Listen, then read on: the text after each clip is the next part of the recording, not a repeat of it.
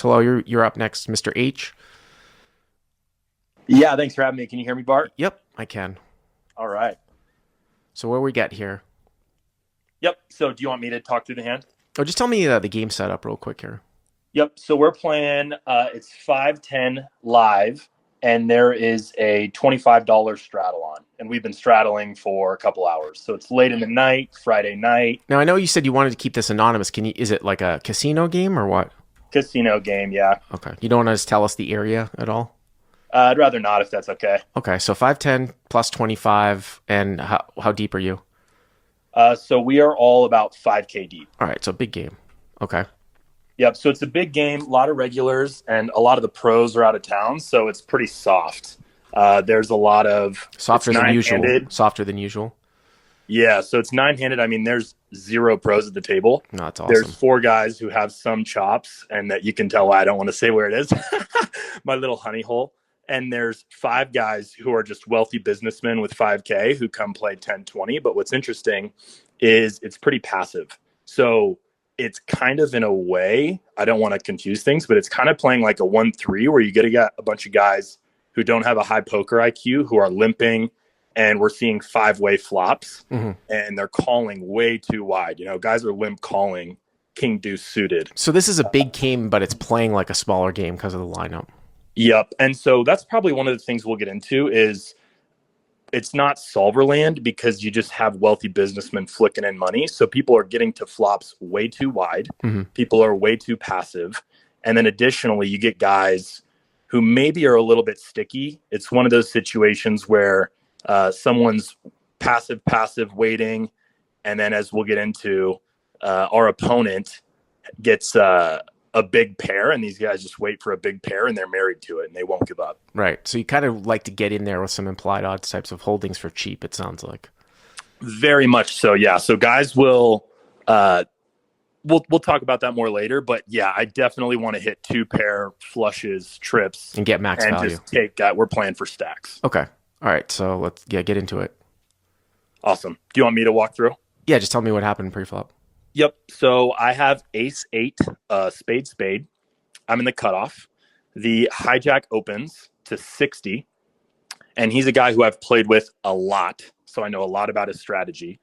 He'll limp into a lot of pots, so his raising range is a lot more value heavy. So, for example, ace jack offsuit is a limp call. So he never has ace jack offsuit here. So you don't want to really three bet him. You want to call, I guess. Yep, because I think if you're right. So with ace eight against strong players, I'm three betting to polarize here, but I just want to call and try and make a hand post flop. So I call. The button calls behind me. All three of us players have about $5,000 in front of us at this point. And then the big blind, who he was either the big blind or the straddle, super passive player, not a high poker IQ, makes it 250. Okay. So he three bets to 250 in the big blind. Yep. And his range, I doubt he has ace king suited here. So he is queens, kings, aces, unlikely jacks. For sure not ace king off. Very unlikely ace king suited. But do you think so, he just calls with those hands? Yep. Okay. He's that passive. And the hijack calls? The hijack folds. Oh, he folds. Okay. Yep. So it's, to me, a couple things go through my head. I got action behind me that is likely to call, but I also, we're so deep, and these guys will stack off if I hit, and his squeeze is small. So I'm already in for 60. He squeezed to 250. Mm-hmm. So I'm thinking, okay, normally against a strong player, I'm never calling here. Yeah, you don't want to be in the middle here with a hand like that. But it sounds to me like you're going to call, you're going to expect the button to call, and you're going to try to hit and maximize, right? Yep. So I call, button calls, 800 in the middle, three ways to a flop. And we can talk about the flop where I think post flop gets pretty interesting. I'm curious about your thinking pre-flop, especially with adjusting to live dynamics, because obviously if we're playing six max online or against regs, we just don't get to this spot. Yeah, I mean, I wouldn't be in this spot a whole lot. I'd have to be up against a lot of big time droolers for me to play the hand in this manner, I would think, to put Yeah. it concisely. Yeah. Yeah. All right. So what's the flop? Yep. So the flop comes 10-9-8, spade, spade, club. And again, I am running a contest where I'm giving away 2 free 5% pieces of my action. On the Thirsty Thursday game next week on September 14th, I'm going out to LA to play on that game and then commentating on the 15th. All you have to do is click on the link in the description. Good luck to everyone that enters, and we will announce the winners the day before on Wednesday, probably in the community post area of our YouTube. Tennis spades, 9 of spades, 8 of clubs. Yep. Okay. So I have a pair and a flush draw. Yep. Mm-hmm. So the squeezer, the big blind, leads for 300. And I decided to raise to 900. Yeah. So what you'll sort of see here, if you're usually, sort of playing it back against like lower stakes guys or guys that are playing so tight that you don't even think that ace king is in their pre-flop range. If they're only raising big pairs, those types of guys that are kind of like non-studying aren't going to really have a regard for the board on some boards to like check like aces and kings and stuff like that, where you might see a stronger player do that in this setup, in a 3-bet pot or even in a single raise pot. So, I don't think he's checking. So it wouldn't surprise me if he has an overpair here. And I think if I'm in your spot, yeah, I like, probably on the surface, I do like the raise just because there's going to be a ton of scare cards here on the turn that you can use. That's going to make one pair pretty hard, I would think, to call, like in the form of a 7 or a queen. Even if he has like kings or something like that, you've got such a boatload of equity. I mean, somebody could make the argument where if you don't think that you have fold equity, if guys just never ever fold over pairs, no matter what the run out is, or if he's going to jam back in your face, you could say that there might be some merit to calling and possibly letting a dominated draw come in behind you. But even the most studying players playing at 5K effective probably aren't going to go to stack, with like kings of a 7 or a jack or a queen come out and, and there's a one-liner out there, Yeah. So this brings up, me and some buddies were debating after, do you have a raising range here, and why? And if you do, what goes in it? And so I think what I'm hearing you say and what our consensus was is if we raise, it's because we want to control betting on the turn. So if we miss, we can just check back the turn and realize, or if we want to get a fold on a scare card, we can get aces or kings to fold if we blast off. And part of that is, is a guy with aces, if the jack of spades comes, mm-hmm. is a guy with aces going to call off? Is a guy with kings going to call off? Well, that was a hot debate in our group. Jack of spades mean the front door spade comes in? Yeah. So a one-liner out there, like, and he has red aces and it's jack of spades, 10 of spades, and 9 of spades, he's going to call off? I mean, that's kind of crazy. No, I mean, what you're saying, I think I tend to agree with. Like, if I raise and he calls and then the turn is a brick, I'm going to be taking a card a lot. But then the other thing that you had said is, what's your raising range on the flop? It's going to be a hand like this where I can manipulate what I want to do with the pot, like specifically like this.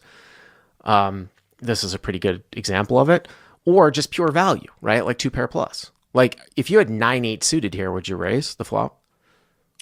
So personally, I just hate 9-8 suited because a lot of times if we're getting it in, I'm against ace king and I hate life. But if I have 10-9 suited, if I have 6-7, if I have, you know what I mean, like any 2 pair plus that you arrive with. Plus, yeah. If I have 2 pair plus, I'm playing it really aggressively.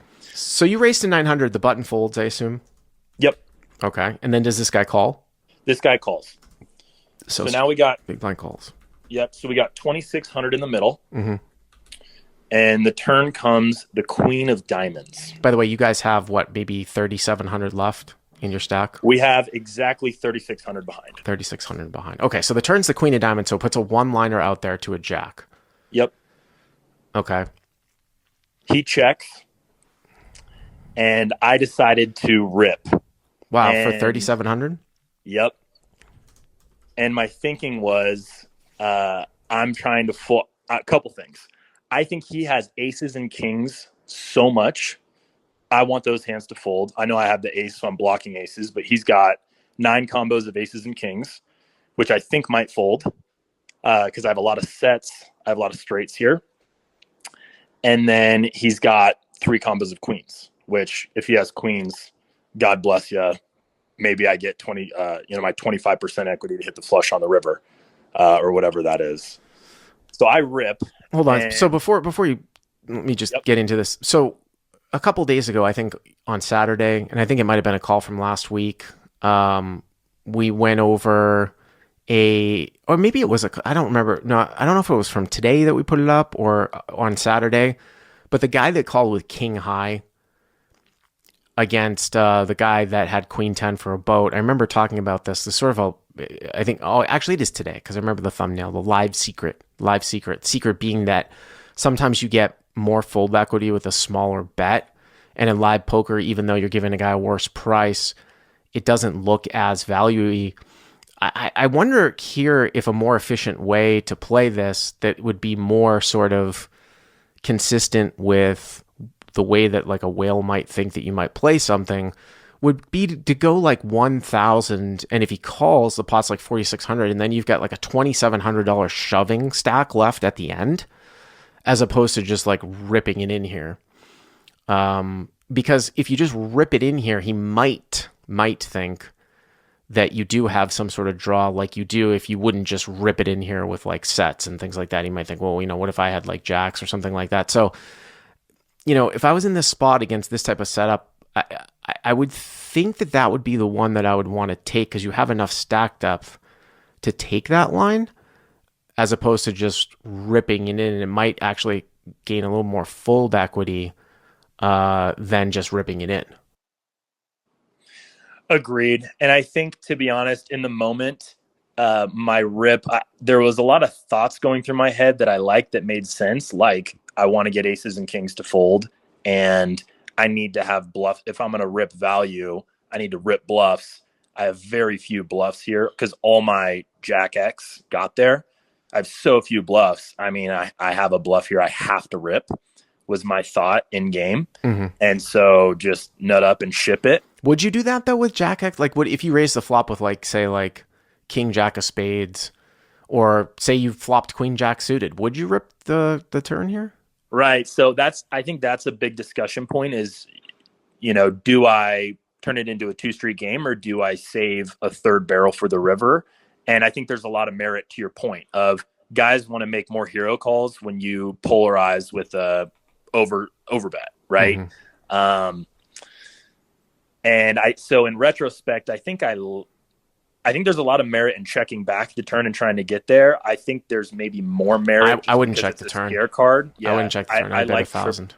I like triple barreling and I like going smaller so that I can talk about maybe do we give up river if I miss, or more likely I have more fold equity on the river if I make it 2,200 and I've barreled 3 streets. Right. So what ended up happening? You went 3,700, and what happened? I go 3,700. He snaps me off with queens. Oh, queen. Snaps, of course. Oh, Yep. I mean, you can't expect that to fold, obviously. I mean, I don't know what kings or aces would have done. It would have been interesting. I mean, and the other interesting thing here, too, is that if you do go 1,000, queen can't really just check jam in your face either. So if you ever do decide to give up, although I probably wouldn't be giving up a whole lot, really, I don't know if I take that line. I think I'm probably just going to, I can't imagine not just going through with it. What was the river? Do you remember, by the way? It was a total brick. Okay, so like a low brick.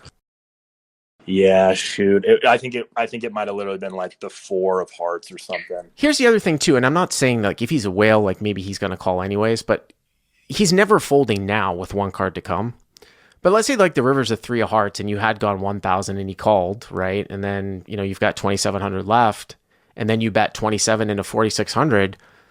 He still has to think about that there. I mean, there's a one-liner out there to a jack. Now, I don't know if he can put it together that he blocks queen jack, which is like kind of the primary hand, one of the primary hands that you do this with. But Here, with one card to come against a guy like this, he can improve if he's behind, right? Right. So, anyways, thanks for the call, Mr. Anonymous. Appreciate it.